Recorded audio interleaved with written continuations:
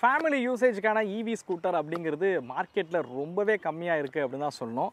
But சமீபத்தில் ஏத்தர் பார்த்தீங்க அப்படின்னா ரிஸ்டா அப்படின்ற ஒரு மாடலை வந்து லான்ச் பண்ணாங்க. இது எதுக்கு மெயினாக காம்படிட் பண்ணுற வகையில் லான்ச் பண்ணாங்க அப்படின்னா டிவிஎஸோட ஐக்யூபுக்கு தான். ஸோ ஏன்னா டிவிஎஸ் ஐக்யூப் தான் இப்போதைக்கு பார்த்தீங்க அப்படின்னா ஒரு நல்ல ஒரு ஃபேமிலி ஸ்கூட்டர்ப்பா, ஒரு எலக்ட்ரிக்கில் ஒரு பெஸ்ட்டான ஃபேமிலி ஸ்கூட்டர்னால் இதுதான் அப்படிங்கிற அளவுக்கு வந்து இருக்குது. அதுவும் ரொம்பவே ட்ரஸ்டபுளான டிவிஎஸ் பிராண்ட்லேருந்து வரக்கூடிய ஒரு ஸ்கூட்டர் அப்படின்னு கூட சொல்லலாம். வாங்க இந்த வீடியோவில் பார்த்தீங்க அப்படின்னா ஐக்யூபுக்கு எந்தெந்த வகையில் காம்படிட் பண்ணுற வகையில் ஏத்தர் வந்து இந்த வெஹிக்கிளை அறிமுகப்படுத்தியிருக்காங்க அப்படிங்கிறத டீட்டெயிலாக வந்து பார்ப்போம். ஐக்யூபோட ரிஸ்டா பெஸ்ட்டா வாங்க இந்த வீடியோவில் பார்க்கலாம்.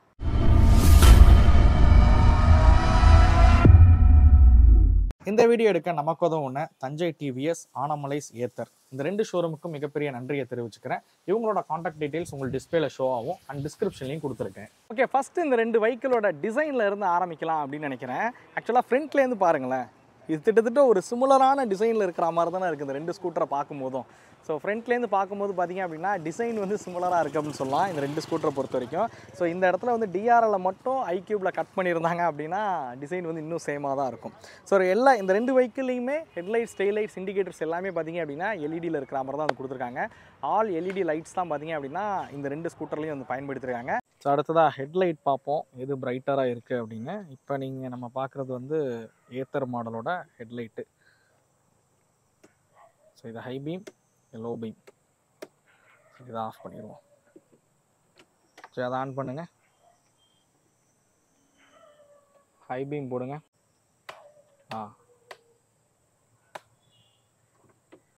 ப்ரோ அதை ஆஃப் பண்ணுங்க.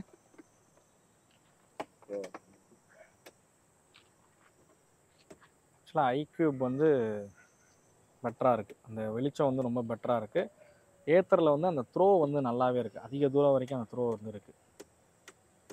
பாடி பொறுத்த வரைக்கும் ஃபைபர் மெட்டீரியல் தான் வந்து பயன்படுத்திருக்காங்க. ஸோ பெருசாக மெட்டல் அப்படிங்கிறது வந்து எங்கேயுமே இல்லை அப்படின்னு தான் சொல்லணும். ஸோ நீங்கள் எந்த இடங்கள் எடுத்துக்கிட்டிங்கனாலும் ஃபைபர் மெட்டீரியல் இருக்கிற மாதிரி தான் இந்த வெஹிக்கிள் வந்து பயன்படுத்தியிருக்காங்க.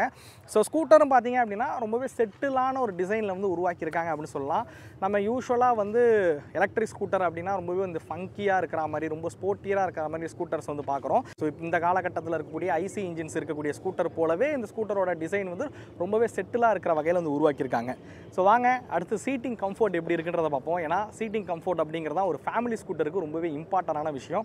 அதை நம்ம பார்ப்போம். ஸோ ரெண்டு வெஹிக்கிளும் பார்த்தீங்க அப்படின்னா சீட் வந்து நல்ல லென்த்தான சீட்டாக தான் வந்து கொடுத்துருக்காங்க. குஷனிங் லெவல்ஸ் பார்த்தீங்க அப்படின்னா ரெண்டு ஸ்கூட்டர்லையுமே வந்து பெட்டராகவே இருக்குது அப்படின்னு சொல்லுவேன். சீட் வந்து உட்காந்து பார்ப்போம் எப்படி இருக்குது அப்படின்னு. என்னோடய ஹைட் வந்து 5.8. ஸோ நல்லா கம்ஃபர்டபுளாகவே காலை வந்து கீழே வைக்க முடியுது அப்படின்னு சொல்லுவேன் ஏத்தரை பொறுத்த வரைக்கும். ஹேண்டில் பாரும் பார்த்தீங்க அப்படின்னா ஒரு கரெக்டான பொசிஷனில் வந்து பண்ணியிருக்காங்க. முட்டிலையும் வந்து டேர்ன் பண்ணும்போது இடிக்கலை. ஸோ என்னோடய ஹைட் வந்து 5.8. ஸோ அப்படியே நம்ம ஐக்யூபுக்கு வருவோம். ஸோ ஐக்யூப் பொறுத்த வரைக்கும் சேம் அந்த ஸ்கூட்டரில் உட்கார்ற மாதிரி தான் இந்த ஸ்கூட்டரை பொறுத்த வரைக்கும் இருக்குது. ஸோ ஹேண்டில் பார் பார்த்தீங்க அப்படின்னா முட்டியில் வந்து இடிக்கவே இல்லை. லெக் ரூம்கிட்ட இருக்கக்கூடிய ஸ்டோரேஜும் பார்த்தீங்க அப்படின்னா நல்ல ஒரு மேசிவான ஒரு ஸ்டோரேஜ் தான் வந்து கொடுத்துருக்காங்க. மேபி அந்த 25 லிட்டர் வாட்டர் கேன் வைக்கிறதா இருக்கட்டும், உங்கள் ஹேண்ட் பேக் வைக்கிறதா இருக்கட்டும், இதுக்கெல்லாம் வந்து கம்ஃபர்டபுளாகவே இருக்கிற வகையில் தான் வந்து கொடுத்துருக்காங்க. பில்லியன் சீட் கம்ஃபர்ட் எப்படி இருக்குது அப்படிங்கிறத பார்ப்போமா? பிரபா வாங்க பின்னாடி உட்காந்து பாருங்கள். ஃபஸ்ட்டு ரெண்டு வண்டி உட்காந்து பார்த்துருங்க. உட்காந்து பார்த்துட்டு உங்களோட ஒப்பீனியன் சொல்லுங்கள். ஓகே வாங்க அதில் உட்காந்து பாருங்கள்.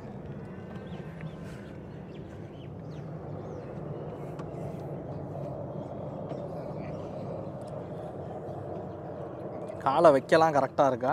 இல்லை எனக்கு கீழே ஃபுட் ரெஸ்ட் வேறு கிடையாது. இல்லை இதுதான், இதுக்கு மேலே ஃபுட் ரெஸ்ட் கிடையாது. நம்ம இந்த பழைய டியோவில் பார்த்தோம்ல, ஸோ அது மாதிரி இருக்குது இது கால் வைக்கிற இடம். ரொம்ப நேரோவாக இருக்க மாதிரி இருக்குங்க உட்கார்றதுக்கா. உட்கார்றது கம்ஃபர்டபுள் தான். இதை நான் இதில் ஸ்டிக் பண்ணணும், இதில் வந்து ரெஸ்ட் பண்ணணும் காலை அப்படின்னா ரொம்ப இடம் ரொம்ப கம்மியாக இருக்குது. ஓகே, ஸோ அந்த ஃபீல் இருக்கு. ஆனால் சீட்டு ஓகே, சீட்டு நல்லா கம்ஃபர்டபுள். இது அது கம்ஃபர்ட்டாக இருக்கா, இது கம்ஃபர்ட்டாக இருக்கா?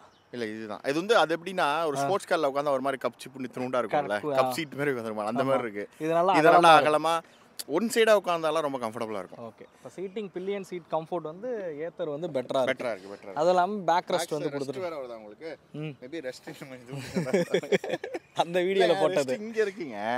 நம்மளுக்கு ரெஸ்ட் எப்பயுமே இங்கே தானே ஃபீல் பண்ணுவோம். இங்கே இருக்கிறது ஒரு மாதிரி. ஆனால் ஆக்சுவலி எல்லா பைக்ஸ்லையும் இங்கே தான் இருக்கும், இவ்வளோ தான் கொடுப்பாங்க. ஆமாம், ஏன்னா இதுக்கு இல்லைண்ணா நீங்கள் எப்படி காலை தூக்கி போடுவீங்க? நியாயமான கேள்வினா. பட் ஆனால் நம்ம ரெஸ்ட் எப்பயுமே இங்கே ஃபீல் பண்ணி பழக்கம் ஆகிடுச்சுல. ஸோ அதனால. பட் ஆனால் ரெஸ்ட் இல்லாமலே இந்த சீட் வந்து செம கம்ஃபர்டபுளாக கம்ஃபர்ட் நல்லா அகலமாக இருக்குது சீட். ஆமாம் அகலமாக இருக்குது. ஒன் சைடாக உட்காரனாலுமே ஏத்தரில் வந்து ரொம்ப கம்ஃபர்டபுளாக வந்து உட்காரலாம் ஐக்யூபோட கம்பேர் பண்ணும்போது. இது வந்து நம்ம இந்த கம்பேரிஷன் அடிப்படையில் தான் வந்து சொல்லியிருக்கோம். ஐக்யூபோட சீட்டும் நல்லா தான் இருக்குது. பட் இந்த ஏத்தரோட ரிஸ்டா மாடலோட கம்பேர் பண்ணும்போது ஐக்யூப் கொஞ்சம் கம்மின்னு சொல்லலாம். ஸோ அடுத்ததாக பிரேக் சஸ்பென்ஷன் விஷயத்துக்கு வருவோம். பிரேக்ஸ் பொறுத்த வரைக்கும் ஃப்ரண்ட்டில் 2 ஸ்கூட்டர்லையுமே வந்து டிஸ்க் பிரேக் தான் வந்து கொடுத்துருக்காங்க. ரியரில் வந்து ட்ரம் பிரேக் கொடுத்துருக்காங்க. ஆக்சுவலாக ஏத்தரில் வந்து 200 mm டிஸ்க் பிரேக்கு, ஐக்யூபில் வந்து 220 mm டிஸ்க் பிரேக் கொடுத்துருக்காங்க ஃப்ரண்ட்டை பொறுத்த வரைக்கும். 2 வெஹிக்கிளையும் ரியரில் வந்து 130 mm ட்ரம் பிரேக்ஸ் தான் வந்து பயன்படுத்திருக்காங்க. பிரேக்கிங்கில் எனக்கு தெரிஞ்சு ரெண்டுமே வந்து சூப்பராக தான் இருக்குது. எந்த ஒரு குறை சொல்கிற வகையில் இல்லை அப்படின்னு சொல்லுவேன். ரெண்டுத்தோட பிரேக்கிங்குமே வந்து பெட்டராக தான் வந்து பண்ணியிருக்காங்க. டயர்ஸ் பொறுத்த வரைக்கும் 12 inches வீல்ஸ் தான் 2 வெஹிக்கிளையும் வந்து பயன்படுத்தியிருக்காங்க. ஐக்யூப்ல வந்து 90/90 செக்ஷன் டயர்ஸ். ஸோ ஏத்தரில் ஃப்ரண்ட்டில் கொடுத்துருக்க அதே டயர்ஸ் தான் வந்து ஐக்யூப்ல ரியர்லேயும் வந்து கொடுத்துருக்காங்க. ஏத்தரில் பார்த்தீங்க அப்படின்னா ரியரில் வந்து 100/80 செக்ஷன் டயர்ஸ் வந்து கொடுத்துருக்காங்க. ஸோ ரியரில் கொஞ்சம் அகலமான டயர்ஸ் வந்து பயன்படுத்தியிருக்காங்க. அதனால் ரைட் ஹேண்ட் பெட்டராக இருக்கா, கார்னரிங் ஸ்டெபிலிட்டி பெட்டராக இருக்கா அப்படின்னு கேட்டிங்கன்னா அதெல்லாம் எதுவுமே வந்து கிடையாது. ஸோ டயர் சைஸ் மட்டும் கொஞ்சம் அகலமாக இருக்குது. 2 ஸ்கூட்டரும் பார்த்தீங்க அப்படின்னா சிட்டி யூசேஜுக்கு தகுந்த மாதிரி ஃப்ளிக்கபிலிட்டி இருக்கிற மாதிரி தான் வந்து இந்த பைக்கில் வந்து உருவாக்கியிருக்காங்க அப்படின்னு சொல்லுவேன். சஸ்பென்ஷன் பொறுத்த வரைக்கும் ரெண்டுத்துலையுமே ஃப்ரண்ட்டில் டெலஸ்கோபிக்கு, ரியர் பொறுத்த வரைக்கும் ஏத்தரில் வந்து மோனோ சஸ்பென்ஷன் கொடுத்துருக்காங்க. ஐக்யூ பொறுத்த வரைக்கும் அந்த ட்வின் காயில் ஸ்ப்ரிங் சஸ்பென்ஷன் தான் வந்து கொடுத்துருக்காங்க. ஆனால் நான் ஓட்டின வரைக்கும் பார்த்தீங்க அப்படின்னா ஐக்யூபோட சஸ்பென்ஷன் செட்டப் வந்து எனக்கு ரொம்ப பெட்டராகவே வந்து பட்டுச்சு அப்படின்னு சொல்லுவேன். இப்போ நம்ம வீடியோ எடுத்துகிட்டு இருக்க இந்த இடமே பார்த்தீங்க அப்படின்னா கொஞ்சம் மேடு பள்ளமான இடமா தான் இருக்குது. ஸோ இந்த இடத்துல எனக்கு ஓட்டுறதுக்கு வந்து ஐக்யூப் வந்து ரொம்பவே பெட்டராகவே இருக்குது அப்படின்னு சொல்லுவேன் கம்பேரிட்டிவ் ஏத்தரோட கம்பேர் பண்ணும்போது. ஸோ இந்த மாடல் நான் என்னோட ரிவ்யூவில் சொன்ன மாதிரி ஒரு மைனர் ஸ்டிஃபர் நோட் வந்து சஸ்பென்ஷனை பொறுத்த வரைக்கும் இருக்குது அப்படின்னு சொல்லுவேன். சஸ்பென்ஷன் ப்ரிஃபரன்ஸ் கொடுக்கக்கூடிய நபராக இருந்தீங்க அப்படின்னா ஏத்தர் ஐக்யூப் போகிறது ஒரு பெட்டர் ஆப்ஷன் சொல்லலாம். ஓகே, அடுத்ததாக மெயினாக பார்க்கக்கூடியது பர்ஃபார்மன்ஸ் அண்ட் பேட்டரி விஷயத்துக்கு தான் வரணும். ஸோ இந்த 2 ஸ்கூட்டர்லையுமே வந்து IP67 ரேட்டிங் இருக்கக்கூடிய பேட்டரி அண்ட் மோட்டார்ஸ் தான் வந்து பயன்படுத்தியிருக்காங்க. மழை பெஞ்சாலும் சரி, இல்லை தூசு மாதிரியான ஏரியாக்களில் ஓட்டினாலும் சரி, பேட்டரி அதுக்கப்புறம் மோட்டாருக்கு எந்த ஒரு பிரச்சனையும் வந்து கிடையாது. மழை தண்ணியில் ஓட்டலாமான்னு கேட்டிங்கன்னா தாராளமாக வந்து ஓட்டலாம் அப்படின்னு சொல்லுவேன். ஸோ ஒரு குறிப்பிட்ட லெவல் வரைக்கும் முழுகிற வரைக்கும் பார்த்தீங்க அப்படின்னா நீங்கள் தாராளமாக வந்து இந்த ஸ்கூட்டர்ஸை வந்து மழையிலையும் சரி தண்ணியிலையும் சரி ஓட்டலாம். ஸோ ஃபஸ்ட்டு மோட்டார் விஷயத்துக்கு வருவோம். இந்த 2 ஸ்கூட்டர்லையும் பார்த்தீங்க அப்படின்னா டிஃப்ரெண்ட் டைப் ஆஃப் மோட்டார்ஸ் வந்து பயன்படுத்தியிருக்காங்க. ஐக்யூ பொறுத்த வரைக்கும் பார்த்தீங்க அப்படின்னா ஹப் மோட்டார் வந்து பயன்படுத்தியிருக்காங்க. ஏத்தர் பொறுத்த வரைக்கும் பார்த்தீங்க அப்படின்னா பர்மனன்ட் மேக்னெட் பொருத்தப்பட்ட மோட்டார் வந்து பயன்படுத்தியிருக்காங்க.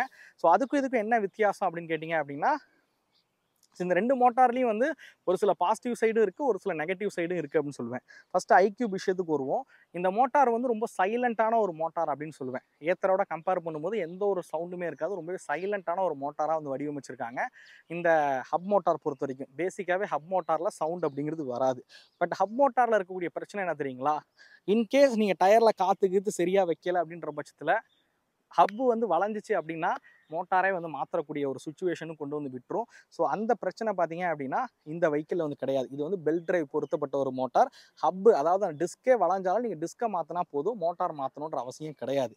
ஸோ அடுத்ததாக இருக்கக்கூடிய ஒரு ப்ராப்ளம் என்ன அப்படின்னு கேட்டிங்க அப்படின்னா ஹப் மோட்டார் பொறுத்த வரைக்கும் பார்த்தீங்க அப்படின்னா ஹையர் கெப்பாசிட்டி பேட்டரிஸ்ன்றது உங்களுக்கு பயன்படுத்தி ஆகணும். ஏன்னா இது வந்து புல் பண்ணுறதுக்கு அதிகமான டார்க் அப்படிங்கிறது வந்து தேவைப்படும். ஸோ இனிஷியலில் புல் பண்ணும்போது ஐ திங்க் எனக்கு தெரிஞ்சு ஏத்தர் வந்து ஒரு 150 Nm டார்க் இருந்தால் தான் அந்த வண்டியை வந்து நம்ம வெயிட்டோட வச்சு நகர்த்தவே முடியும். ஸோ அதனால தான் ஏத்தரோட கம்பேர் பண்ணும்போது ஹப் மோட்டார் வந்து டார்க் வந்து ரொம்ப அதிகமாக இருக்கும். ஸோ அந்த மோட்டாரோட கம்பேர் பண்ணிங்கன்னா இதோட டார்க்குங்கிறது ரொம்ப அதிகமாக இருக்கும்.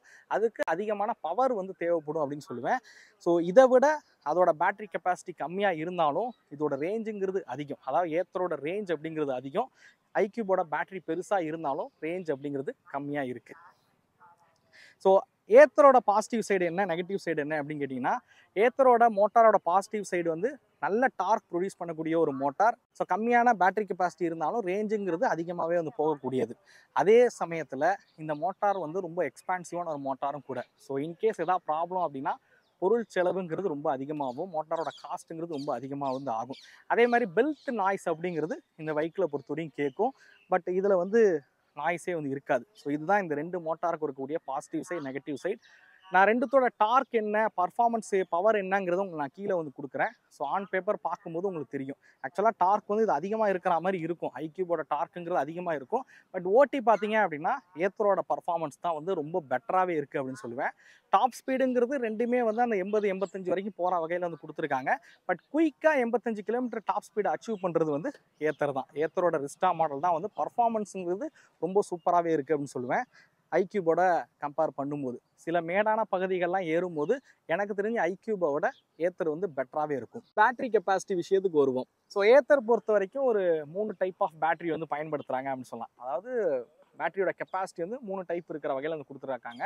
அதோட வேரியண்ட்டுக்கு தகுந்த மாதிரி பேட்டரியோட கெப்பாசிட்டி அப்படிங்கிறது வந்து மாறும். ஸோ டாப் மாடல் போனீங்க அப்படின்னா 5.1 kWh பேட்டரி இருக்கிற வகையில் வந்து கொடுத்துருக்காங்க. அந்த பேட்டரியோட ஹையர் கெப்பாசிட்டி அதோட ரேஞ்ச் பார்த்தீங்க அப்படின்னா 150 கிலோமீட்டர் ரேஞ்ச் போகிற வகையில் வந்து உருவாக்கியிருக்காங்க.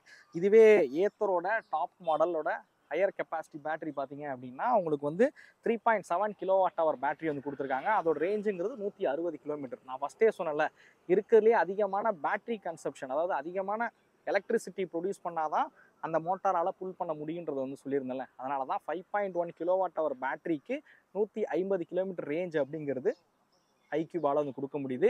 இதே 3.9 கிலோவாட் 3.7 kWh பேட்டரியிலே 160 கிலோமீட்டர் ரேஞ்ச் அப்படிங்கிறது இந்த வெஹிக்கிளால் வந்து போக முடியுது. ஸோ மித்த பேட்டரியோட ஸ்பெக் எல்லாமே உங்களுக்கு நான் கீழே கொடுத்துருக்கேன். அந்த பேட்டரிக்கு என்ன ரேஞ்ச் போகும் அப்படிங்கிறதுமே வந்து கீழே கொடுத்துருக்கேன். மறக்காமல் அதை பார்த்து தெரிஞ்சுக்கங்க. ஓகே, மெயினாக வந்து கம்ஃபோர்ட்டு, அதுக்கப்புறம் பேட்டரி கெப்பாசிட்டி, ரேஞ்ச் அப்படிங்கிறதான் வந்து முக்கியம். ஸோ அடுத்ததாக ஃபீச்சர்ஸ் விஷயத்துக்கு வருவோம். ஸோ ஃபீச்சர்ஸ் பொறுத்த வரைக்கும் 2 ஸ்கூட்டர்லையும் பார்த்தீங்க அப்படின்னா 7 inches இருக்கக்கூடிய இன்ஸ்ட்ருமெண்ட் கிளஸ்டர் பார்த்தீங்க அப்படின்னா 2 ஸ்கூட்டர்லையும் வந்து பயன்படுத்தியிருக்காங்க. இதோட டாப் வேரியண்ட்டில் பேசிக் மாடல் போனீங்க அப்படின்னா அனலாக்ல இருக்கும். ஸோ இதோட பேசிக் மாடல் ஐக்யூபோட பேசிக் மாடல் போனீங்க அப்படின்னா அதோட குட்டியாக இருக்கக்கூடிய ஒரு இன்ஸ்ட்ருமெண்ட் கிளஸ்டர் வந்து பயன்படுத்தியிருப்பாங்க. ரெண்டுத்துலேயுமே ஸ்பீடாக இருக்கட்டும், கனெக்டிவிட்டி ஃபங்க்ஷனாக இருக்கட்டும், எல்லாமே வந்து கொடுத்துருக்காங்க. பட் ஏத்தரோட விஸ்டா மாடலில் வந்து நேவிகேஷனும் பார்த்தீங்க அப்படின்னா அதில் வந்து உங்களால் வந்து பார்த்துக்க முடியும். பட் ஐக்யூப்ல வந்து நேவிகேஷன் ஆப்ஷன் வந்து கிடையாது. 10/10 நேவிகேஷன் தான் கொடுக்குறாங்க. ஃபுல்லி நேவிகேஷன் வந்து இதில் வந்து பார்க்க முடியாது. ஸோ ஏத்தரில் இன்னும் ஒரு சில அடிஷ்னல் ஃபீச்சர்ஸ் வந்து கொடுத்துருக்காங்க அப்படின்னு சொல்லலாம். ஸோ இதில் பார்த்தீங்க அப்படின்னா ஆக்சிலேட்டரை வந்து ட்விஸ்ட் பண்ணும்போது வெஹிக்கிள் வந்து ஸ்லோ டவுன் ஆகிற மாதிரி வந்து ஃபீச்சர் வந்து கொடுத்துருக்காங்க. ஸ்கிட் கண்ட்ரோல் வந்து இருக்கிற மாதிரி கொடுத்துருக்காங்க. இது லைக் ட்ராக்ஷன் கண்ட்ரோல் அப்படின்னு சொல்லலாம். அடுத்ததாக இந்த ஸ்கூட்டரில் பார்த்தீங்க அப்படின்னா உங்களுக்கு இண்டிகேட்டர் வந்து நீங்கள் போட்டிருக்கீங்க, லெஃப்ட்டோ ரைட்டோ திரும்பி முடிச்சதுக்கப்புறம் ஒரு 14 செகண்டில் இண்டிகேட்டர் ஆட்டோமேட்டிக்காக ஆஃப் ஆகிற மாதிரியான ஃபீச்சர்ஸும் இந்த ஸ்கூட்டரில் இருக்குது. ஸோ அடுத்தது அண்டர் சீட் ஸ்டோரேஜுங்கிறது 2 ஸ்கூட்டருக்குமே வந்து ரொம்ப இம்பார்ட்டன்ட் அப்படின்னு சொல்லுவேன். இதோட அண்டர் சீட் ஸ்டோரேஜுமே வந்து கிட்டத்தட்ட ஒரு 32 லிட்டர் அண்டர் சீட் ஸ்டோரேஜ் அப்படிங்கிறது வந்து இருக்குது. ஸோ இந்த விஷயத்தில் வந்து பாராட்டலாம் அப்படின்னு சொல்லுவேன். ரெண்டுமே வந்து ஸ்டோரேஜ் விஷயத்தில் வந்து பெட்டராக வந்து பண்ணியிருக்காங்க. ஸோ அடுத்ததான் வாரண்டி, சர்வீஸ் சென்டர் அவைலபிலிட்டி. 2 ஸ்கூட்டர்லையும் 3 வருஷம் 30,000 கிலோமீட்டர் வாரண்டி அப்படிங்கிறது வந்து கொடுக்குறாங்க. தேவைப்படுதுன்ற பட்சத்தில் நீங்கள் 5 வருஷம் கூட வாரண்டி அப்படிங்கிறது எக்ஸ்டெண்ட் பண்ணிக்க முடியும் 2 ஸ்கூட்டரை பொறுத்த வரைக்கும். சர்வீஸ் சென்டர் அவைலபிலிட்டி அப்படின்னும் போது டிவிஎஸ் பொறுத்த வரைக்கும் நீங்கள் கிராமப்புற பகுதிகளில் இருந்தாலுமே அங்கே டிவிஎஸோட சர்வீஸ் சென்டர் சேல்ஸ் பாயிண்ட் அப்படிங்கிறது இருக்குது. பட் ஏத்தருக்கு கொஞ்சம் கம்மியாக இருக்குது அப்படின்னு சொல்லலாம். ஏத்தர் ஒரு ட்ரஸ்டபிளான பிராண்டு தான். மேக்ஸிமம் சிட்டிஸ் எல்லாத்துலேயும் பார்த்தீங்க அப்படின்னா ஏத்தரோட ஷோரூம் அண்ட் சர்வீஸ் சென்டர்ஸ் வந்து கொண்டு வந்துட்டாங்க. இன்னும் கிராமப்புற பகுதிகளை மட்டும் இன்னும் போய் சேரலை அப்படின்னு சொல்லுவேன். நியரஸ்ட்டில் சர்வீஸ் சென்டர்ஸ் எது இருக்கோ அந்த வெஹிக்கிளை ப்ரிஃபர் பண்ணுங்க அப்படின்னே சொல்லுவேன். ஸோ ஃபைனலி ப்ரைஸிங் விஷயத்துக்கு வருவோம். உங்களுக்கு 2 ஸ்கூட்டரோட ப்ரைஸிங்கும் வந்து உங்களுக்கு டிஸ்பிளேல வந்து ஷோ ஆகும். ப்ரைஸிங் பொறுத்த வரைக்கும் அந்த எஸ்டி 5.1 kWh பேட்டரி இருக்கக்கூடிய ஐக்யூப் மாடல் வந்து கிட்டத்தட்ட 1,86,000 ரூபாய் எக்ஸ்ஷோரூம் காஸ்ட்டில் வந்து பண்ணியிருக்காங்க. ப்ரைஸுங்கிறது கொஞ்சம் அதிகமாக தான் இருக்குது. ஸோ இந்த ப்ரைஸ் பாயிண்ட்டுக்கு நம்ம போகும்போது அட்லீஸ்ட் ஹப் மோட்டார் இல்லாமல் ஒரு பெல்ட் டிரைவ் இருக்கக்கூடிய மோட்டார், இன்னும் கொஞ்சம் அதிகமான ரேஞ்ச் அந்த மாதிரிலாம் கொடுத்துருந்தாங்க அப்படின்னா நல்லாயிருக்கும் அப்படின்னு சொல்லுவேன். பட் எண்ட் ஆஃப் த டே ரொம்பவே ட்ரஸ்டபிளான பிராண்டு கிட்டேருந்து வருது ஐக்யூப் அப்படிங்கிறது. டிவிஎஸ் பற்றி எல்லாருக்குமே தெரியும் அப்படின்னு சொல்லுவேன். ஸோ ப்ரைஸிங் பற்றி நீங்கள் என்ன நினைக்கிறீங்க அப்படிங்கிறத மறக்காமல் கமெண்ட் பண்ணுங்கள். இந்த வீடியோ உங்களுக்கு பிடிச்சிருக்கும் அப்படிங்கிறத நம்புகிறேன். இது வந்து ஜஸ்ட் என்னோட ஒப்பீனியனை ஷேர் பண்ணக்கூடிய வீடியோ தான். மேபி ப்ராப்பராக இருக்கா அப்படின்னு தெரியல. ஏன்னா லைட்டிங் வந்து கிட்டத்தட்ட கம்மியாயிடுச்சு. என்னோட ஒப்பீனியன் இந்த 2 ஸ்கூட்டரை பற்றி இருக்கக்கூடிய ஒப்பீனியன் நான் அவங்க கூட வந்து ஷேர் பண்ணியிருக்கேன். இந்த 2 ஸ்கூட்டரை வச்சு மேபி இன்னும் இருக்கக்கூடிய மித்த மாடல்களை வச்சு ஒரு ப்ராக்டிகாலிட்டி டெஸ்ட் வேணுமான்றதை மறக்காமல் கமெண்ட் பண்ணுங்கள். ஆல்ரெடி பார்த்தீங்க அப்படின்னா ஐக்யூபாக இருக்கட்டும், ஏத்தராக இருக்கட்டும், ஓலாவாக இருக்கட்டும், சேத்தாக்காக இருக்கட்டும், இது 3த்தையும் வச்சு ஒரு ப்ராக்டிகாலிட்டி டெஸ்ட் வந்து நம்ம வந்து பண்ணியிருக்கோம். அதுக்கு உங்களோட ஆதரவு நல்லாவே இருந்திருக்கு. அதை பார்க்காதவங்க மறக்காமல் போய் செக் பண்ணி பாருங்கள். ஸோ இந்த வீடியோ உங்களுக்கு பிடிச்சிருக்கும் அப்படிங்கிறத நம்புறேன். இந்த வீடியோ பற்றின கருத்துக்களை மறக்காமல் வந்து கமெண்ட் பண்ணுங்கள். அடுத்த வீடியோவில் சந்திக்கும் வரை தமிழ் வீல்ஸ் மணிகண்டன். நன்றி, வணக்கம்.